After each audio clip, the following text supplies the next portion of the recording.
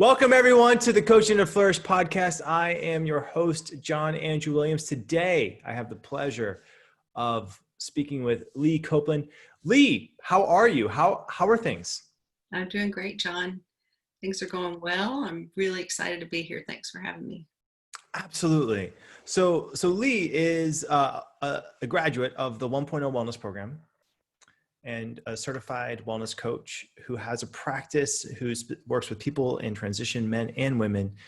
That's, you have clients. It's the dream is real. What's it like at this point right now with the clients, and what's it like now that you've been through the program, have the clients, and are living that idea that you had post-training or pre-training?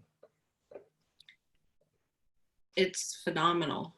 It really is. I went back and listened to the vision recording I did for 1.0, and I'm doing what I said I was going to be doing.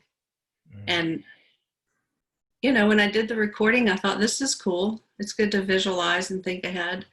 But to know that I actualized it's mind-blowing, really. Yeah, I get tingles. So when you listen to it now, so the vision recording it's an exercise where you imagine yourself 3-6 months, sometime span in the future, and then you record yourself, and then you can listen to it. And I do that quite often. My experience when I listen to them that are actualized like this, it feels like I'm living in a dream that I've dreamt before. Yes. What details jumped out at you as you listened to your vision recording and live the vision?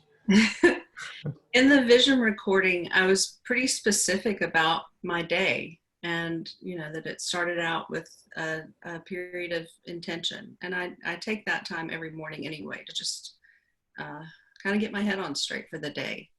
And so I'm doing that. And in the vision recording, I was sitting in my chair in my office.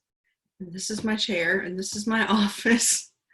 And I'm meeting with clients. I have several paying clients, and then I have some that I'm doing a professional trade with for the ICF hours. But to know that I can sit in my chair almost every day of the week and do what I wanted to do, what I set out to do, is, it's very specific to that vision. So, yeah, not word for word, but definitely, the seeds were planted, and I'm watching it grow right here in first person.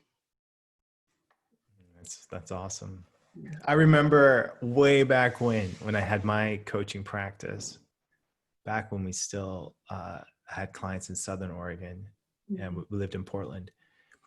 And I would listen to my vision recording on the bus from, the 5-hour drive and coming over the Marquand Bridge, which is the big bridge in Portland.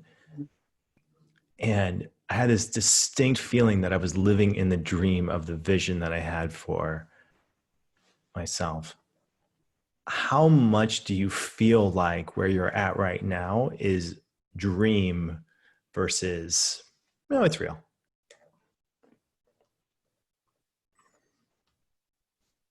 It's all real. Yeah. I mean, I certainly have those moments where I'm like, is this real? Pinch myself, do a double take, but there's no denying it. It's absolutely real. So. Leigh, I'm so happy for you. That's fantastic. Thank you. Good for you. Good for you. So let's go back to the journey. Where did you grow up? What was it like? And what parts of that have you brought into who you are today? Okay. I'm from the South. I was born in Alabama, and my family moved to Georgia when I was 7 or 8, I think. I started 4th grade here. And I grew up in a pretty small town. It was pretty homogenous, and I always felt different,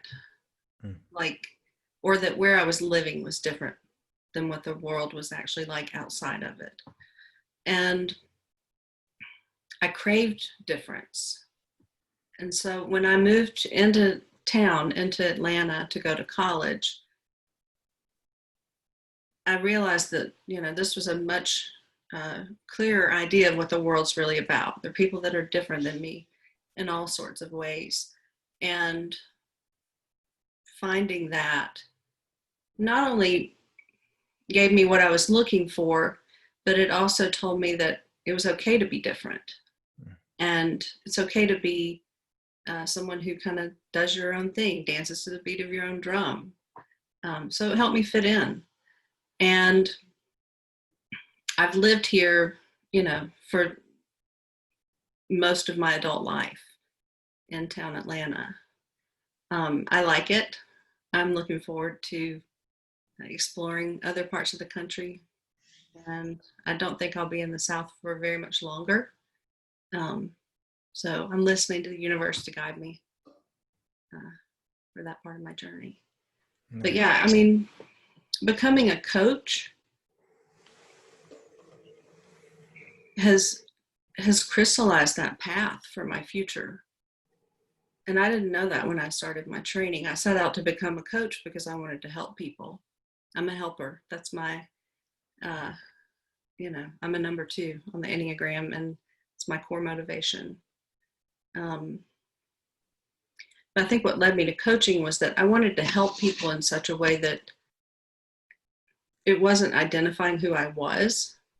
So that was a big change for me to, helping people, because helping them gave me a sense of identity. Right. And I found my identity, and now I'm able to help people, I think, from a clearer place, because I'm not attached to what I need in the process. Right. Because sometimes that can be problematic if you're invested in the helper role of, it has to be my advice or my effort or my doing that helps someone. How did you manage that in your training? That perspective shift? Mm-hmm. Well, I wanted it. And I think that was the key part to moving or changing my perspective. And I started realizing that in finding my purpose as a coach and my strengths as a coach, and using my skills of empathetic listening and being curious, knowing my strengths gave me a better idea of who I am as a person, and being able to use those strengths and skills when coaching a client. It helps me be confident in what I'm doing, but I know that as a coach, I have to be curious about what the client wants. I want them to be actualized and understand their strengths, and understand how their strengths can take them from where they are to where they want to go. So I think a lot of self-reflection and understanding of what I wanted and allowing that perspective shift to happen is what has allowed me to do that. What did you have to let go of to get to that perspective?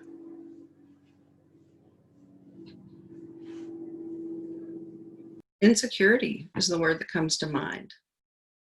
My ego. And yeah, I let go of those things. And, as a human, every day our ego pops up. Every day our insecurities pop up. But knowing what the alternative to the ego is, or the insecurity, knowing you can lean into your strength, helped with the letting go. And a lot of vulnerability.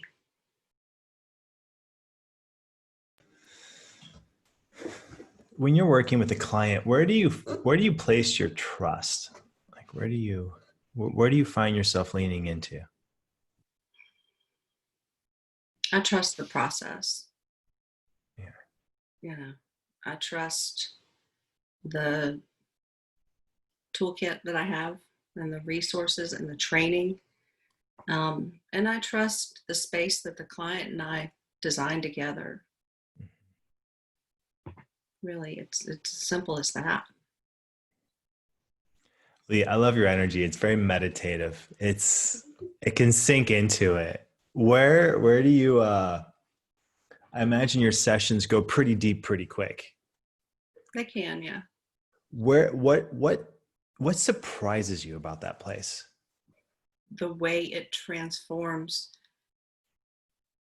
both people. Mm. You know, I am working with a client right now who's 14, and I never imagined I'd work with teenagers, but I love working with her. And she is on the autism spectrum and has been told or felt like a lot of her life that she was doing it wrong. And in our last session, she wanted to understand how to work through a grudge. And so she talked to me about the process and what caused the grudge, what she wanted to learn from it, and what her takeaway was. And as she shared that with me, I was blown away by this 14-year-old who used patience and compassion to process a challenge that we can all relate to. Right. And I said to her, your strengths are what have allowed you to address this and know what to do about it. Right. And the look on her face was, she lit up. Her eyes lit up. She smiled. She kind of sat up a little bit straighter. And, you know, I'm sure there are a lot of people in her life who point out her strengths. She has a great support system. But to have that dialogue and use her own words to describe how she did it, I think really empowered her. Yeah, it was transformative. And I was tearful. I didn't let her see that. But when we ended the call, I had a moment where I just sat here and was very grateful for the experience and for the learning that she had and the learning that I had.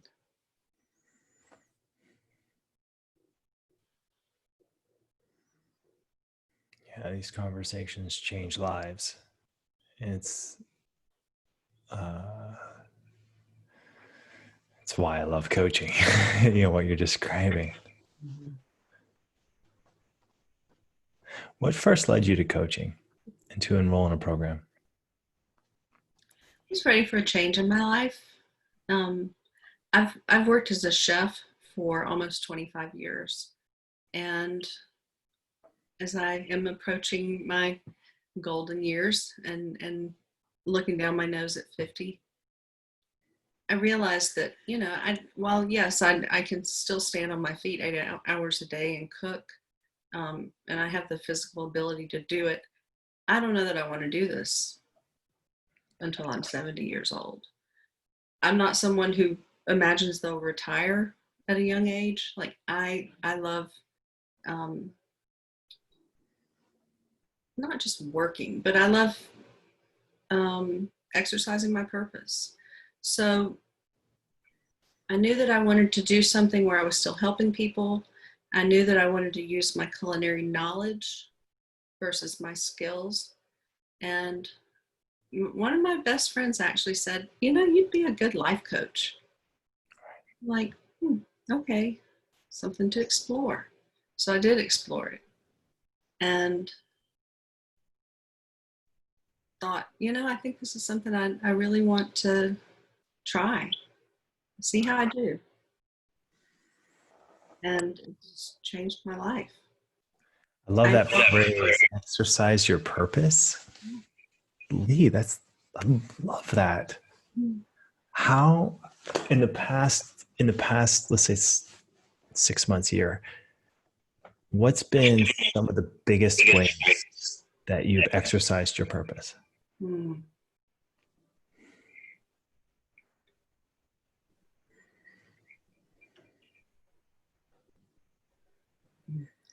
And I wrote my first blog post a couple of months ago, Okay. and I used gardening as a metaphor for life. Um, and in that blog post, I talk about the transitions I've had recently in my life and how I've addressed some challenges and really changed things to create the life that I want based on a pretty new value system. And I said in that post that becoming a life coach is allowing me to blaze a trail for a career that will take me well into my golden years. And yeah,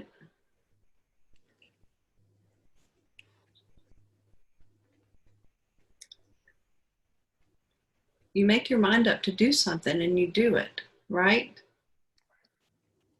And for me, finding my purpose um, was vitally important to me. Being in a place where I leaned into growth and leaned into vulnerability and challenges and an understanding of how to tackle them is what has helped me find that purpose.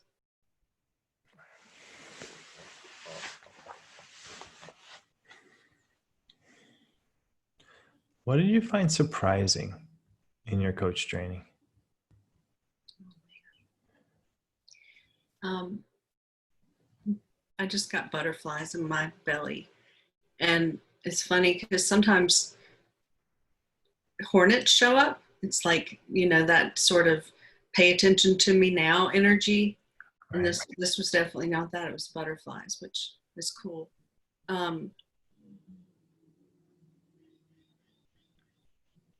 I've been looking for a community of like-minded people. I have wonderful friends, and we all share some common interests and deep love for each other. But I've been looking for a community where I could expand myself and lean into growth.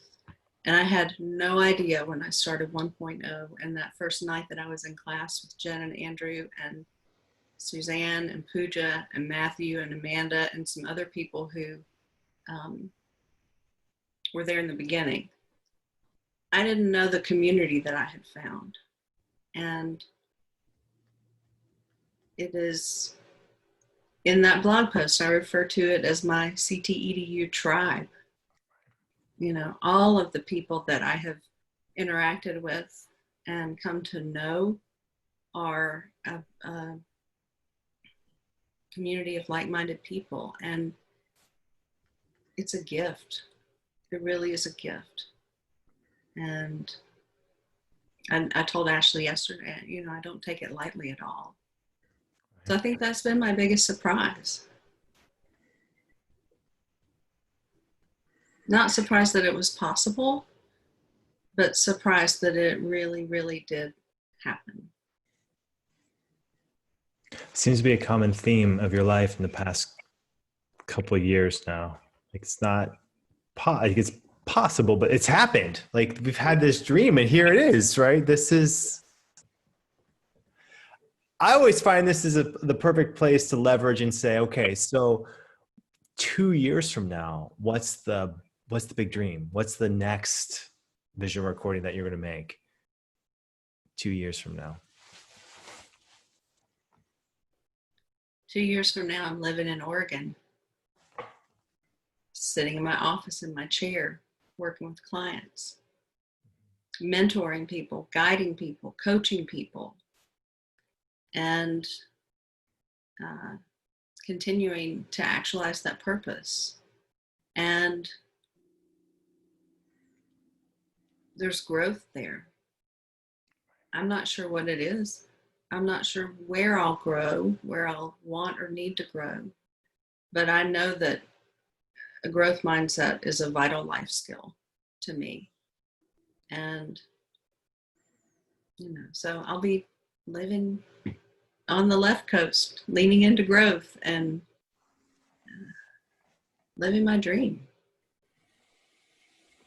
Become a fellow Oregonian. I never didn't really plan on becoming an Oregonian, but here we are. Well, if you'd asked me 3 years ago if I'd end up in Oregon, I would have said, "What are you talking about?" Yeah. It's been gorgeous here too the last couple of weeks. It really has. Summers here are lovely.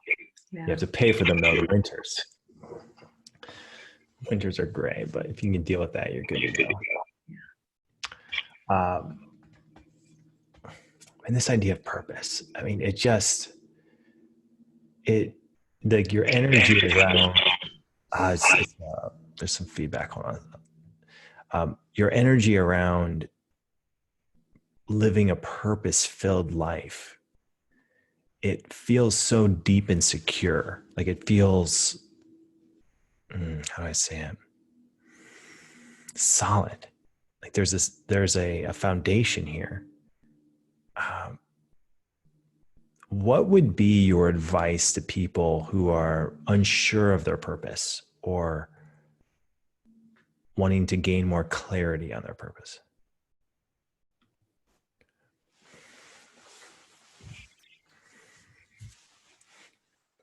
I think understanding your values is key to figuring out what your purpose is.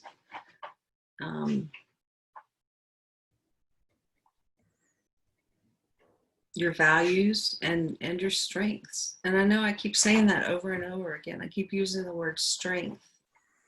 You have to know what you're good at, really. And I think you have to know where your blind spots are too. And if you can use that formula where you understand and define your values and bolster yourself with your strengths and have the willingness to understand and work on your blind spots, that to me is an equation for finding your purpose. Leigh, you sound like a life coach. Thanks. I am a life coach. Very cool. Very cool. What's it like to be in a community of life coaches?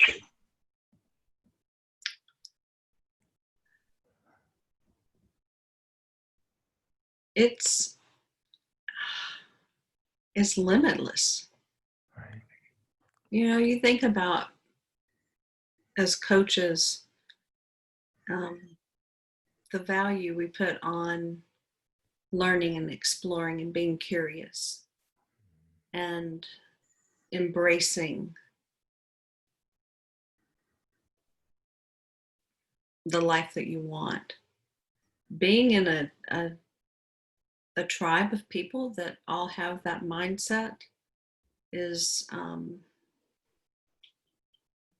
to describe.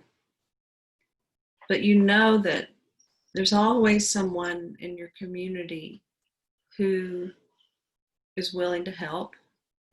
There's always someone in the community who can ask the right questions. And there's always someone in the community who can champion you when you need it.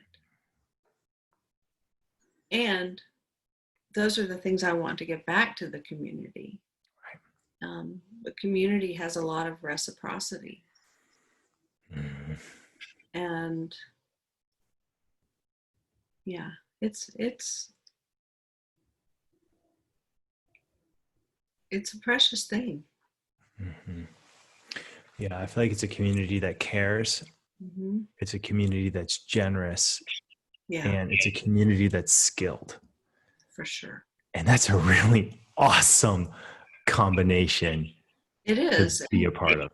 When you think about all the skills and all the generosity, all those things that each individual who's part of the community Right. brings to the table. I'll use a culinary metaphor there. It's a rich experience.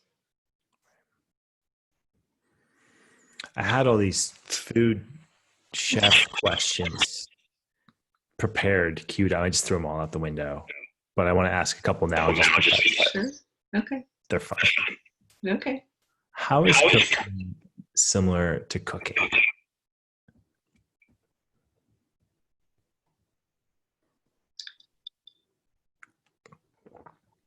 When you decide you want to work with a life coach, I think more often than not, you have something in mind. Much like when you're hosting a dinner party, you have an idea of who's going to be at the table and what the menu will be. And when you dig into planning that meal for people, you look at the menu. Once you decide on the menu, you look at the recipes. You make sure you have all the ingredients. And then for me, I cook very intuitively. So I don't necessarily use a recipe. I might refer to one as a guideline, but I really rely on my intuition in the kitchen. So knowing all the pieces and parts that come together that allow me to cook intuitively are very similar to the pieces and parts that come together when you embrace coaching as a client. You know what you want. You may have a menu or a theme in mind. And once you know what you need to create the menu or find that theme in your life, then you can find the right recipe. And then you lean into your intuition or whatever sort of thing works for you to design the overall, to design that big picture, Right.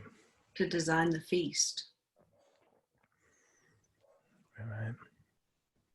I love that. I mean, it's a metaphor. The intention is powerful. Mm-hmm.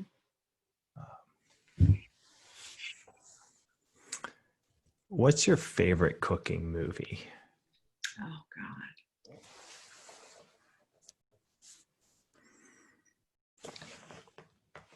I think Big Night is one of my favorite cooking movies.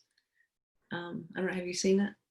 I'm not. I admittedly am shallow in cooking movies in general, but I have a couple favorites though. Yeah. Well, it's about two Italian restaurants across the street from each other, and one's highly successful and the other one's flailing. And it's about all the people that work in the restaurants and their lives. And I'm a quarter Italian. I learned that very recently when I found my father's birth family. I haven't known and have wondered most of my life why Italian cooking just comes out of me like second nature. So my roots, my Italian roots, are part of why I love that movie. Yeah, I think that's my favorite for a lot of reasons. It's not like a true cooking movie, but I love Last Holiday. Is that Cameron Diaz and it's with Queen Latifah. Oh no, I don't know that movie. Oh, it's good. Oh, you gotta watch it, Leigh. It's good. Oh, you'll love it. Yeah, I mean, it's not like hardcore cooking movie, but it does have a life coach reference in it. Okay, I'll check it out. At the time that it was made, I think it was one of the, not the first, but life coach references back then were rare. Now I think they're more common. But Yeah, she thinks that she has a. I won't spoil it, but she thinks she has a condition. So she has a set amount of time left, and so she goes big. Mm. Yeah, it's a solid movie. Part of that is she loves cooking, Yeah. and what that means. Speaking of cooking, so tomorrow you're going to be doing a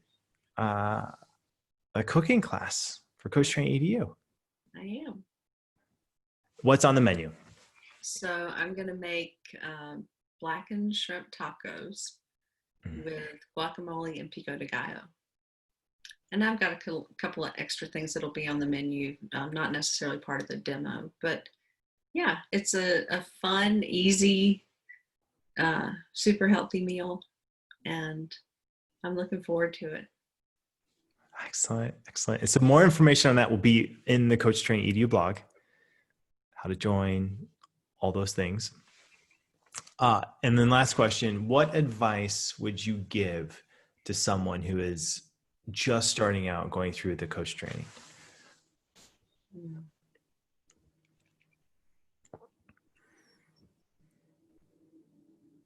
Soak up every nanosecond of it. And if you find yourself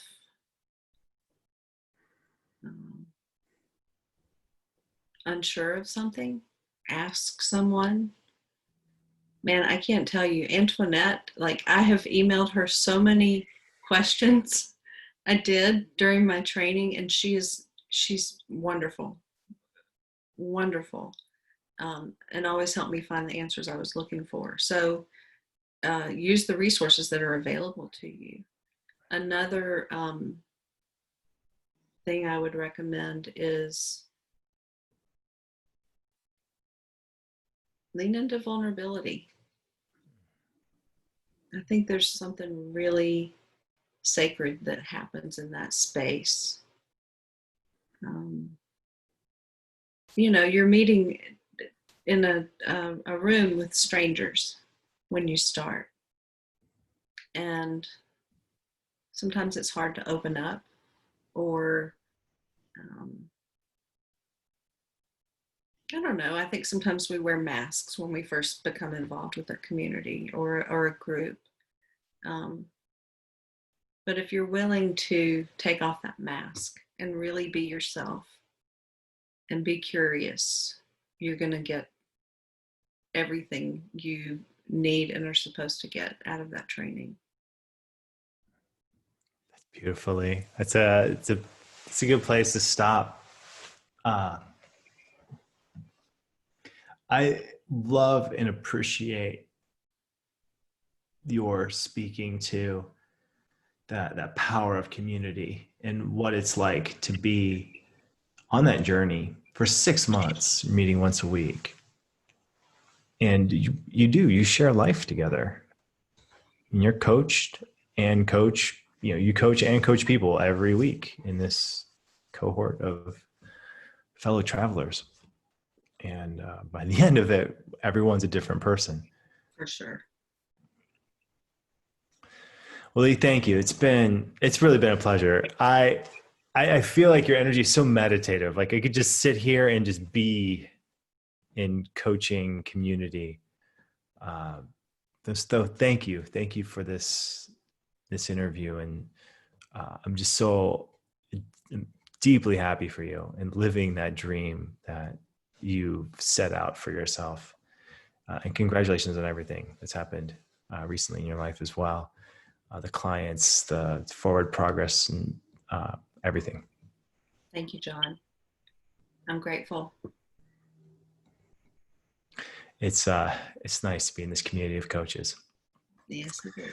So thank you, community. Thank you for those who are listening, and thank you for those on listening to the podcast. This has been another podcast of the Coaching to Flourish.